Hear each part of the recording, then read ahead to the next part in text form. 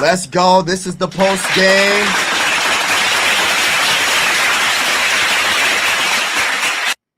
I'm your host, Mike Sports Vibes. I go live for Sixer games, Phillies games on this channel. But I love basketball. It is my favorite sport, and I will be covering the NBA playoffs, Western Conference Finals, Eastern Conference Finals, and NBA Finals on this channel. Make sure, if you haven't already, if you're feeling the vibes, to hit the like button, hit the subscribe button and hit the hype button too. I think there's another thing on YouTube where you can hit the hype button. It gets it in the algorithm, you know. Thank you so much for all your support. God bless everybody. Hit the like button, hit the subscribe button. Now the final score, 122-113. OKC ties the series up 1-1 going into game 3. And I just want to say this has been one of the funnest series that I have seen in the Western Conference Finals in a very long time. SGA is definitely the player of the game, but let's start with the team stats for both teams. This was a must win, and they got it done. It was a must win, and they did what they had to do in the fourth quarter on both ends of the court, defense and offense. But let's get to the team stats. So the Spurs shot 48.8% from the field, and the Thunder shot 47.9% from the field. Also, the Spurs shot 40% from three, and the Thunder shot 36% from three. When it comes to free throws, Thunder shot 79, and the Spurs shot 88%. So you're looking at it all right now. I just said 3 different statistics for 3 different things about this game, and the Spurs won all 3. Free throws, they won. 3-point percentage, they won. Field goal percentage, they won.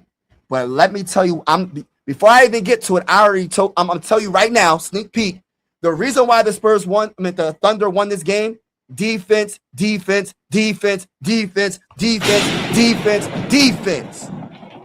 wins championships.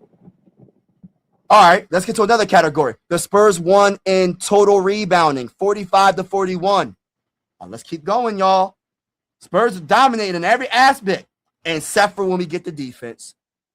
When it comes to defense and the steals, and Spurs played good defense as well, but the Thunder played better defense, especially when it counted the most in the fourth quarter. The Thunder, get this, y'all, 14 steals to the Spurs 5 steals. The Spurs do have 6 blocks. The Thunder had 3 blocks. But listen to this, though, y'all. The turnovers. The Spurs lost this game because of turnovers, because the Thunder's defense was all that in a bag of chips. 21 turnovers for the Spurs, y'all, and only 9 turnovers for the Thunder. When you talk about points off of turnovers, the Thunder scored 27 points off of turnovers, y'all, compared to the Spurs only scoring 10. Let's talk about something else again. Another category I want to talk about. When you talk about the largest lead of the game, 13 for the Thunder, 5 for the Spurs. It's night and day from last game. Listen, bro, this series is amazing, and I applaud both teams for, listen.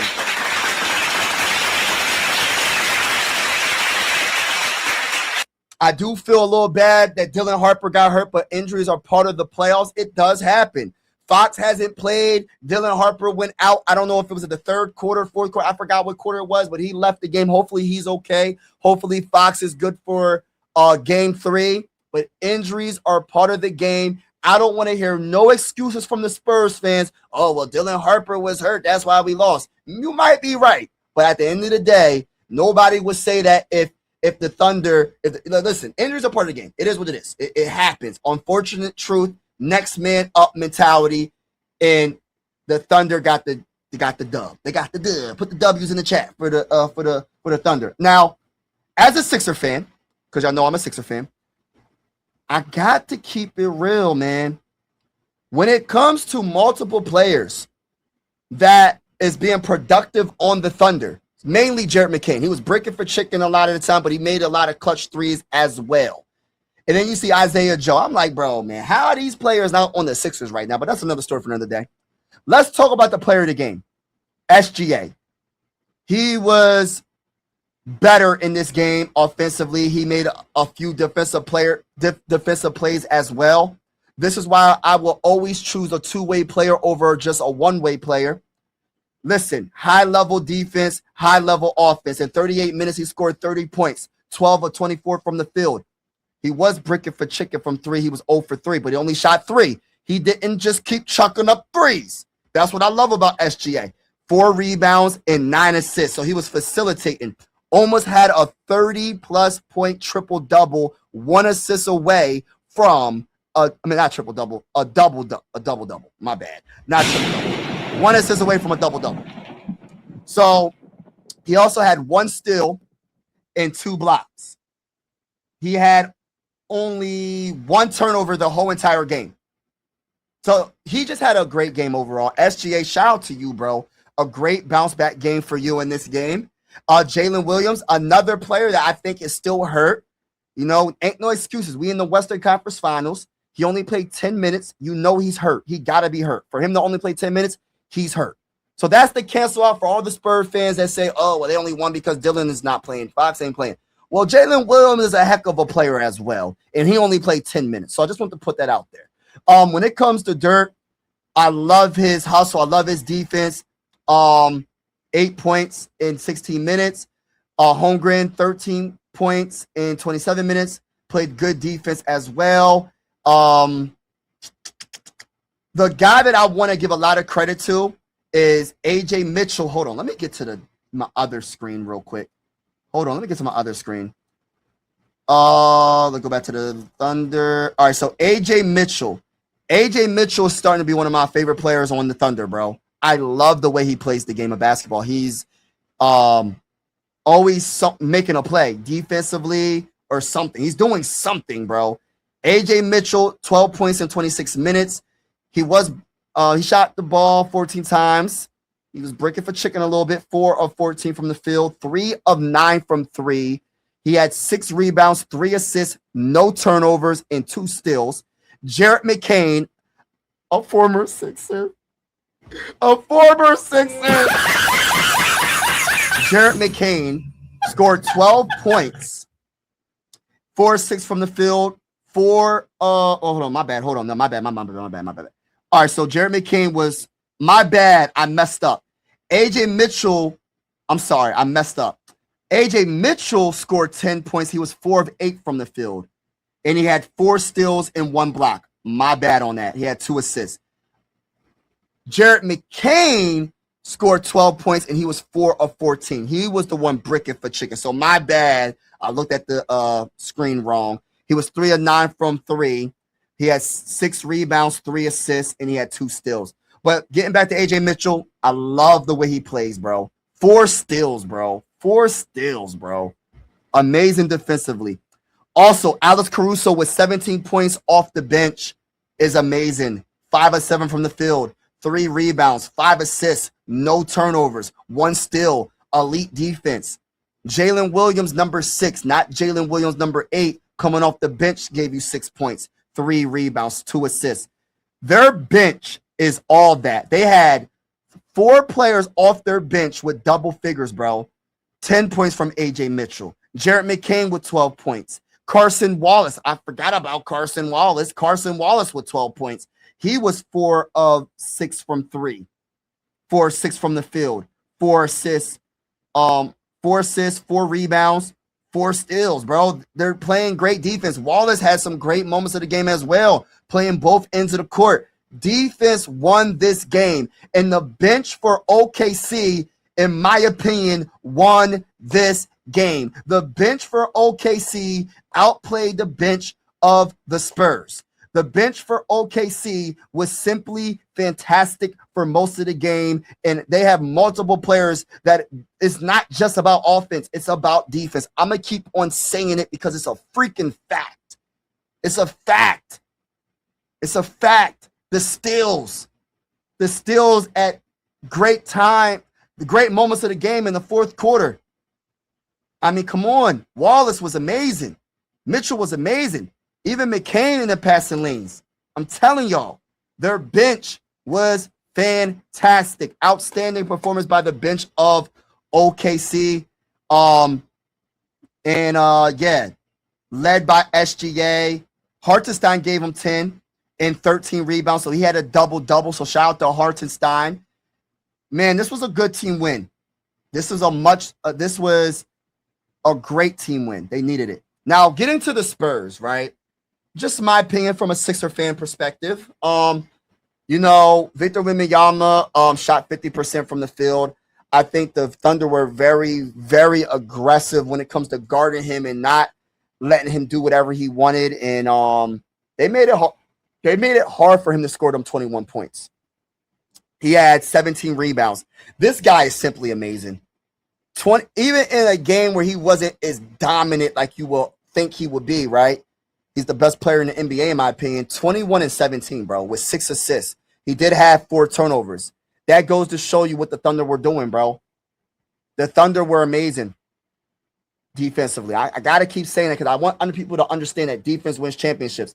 This is going to be a 6-7 game series.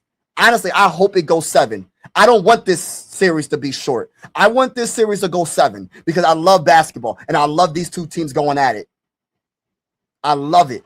Absolutely love it. Let's get to Vassell. 22 points, 7 of 14 from the field, 6 of 12 from 3. He had a good game as well, but it just wasn't enough. Also, Castle was amazing throughout the game. The problem with Castle is this.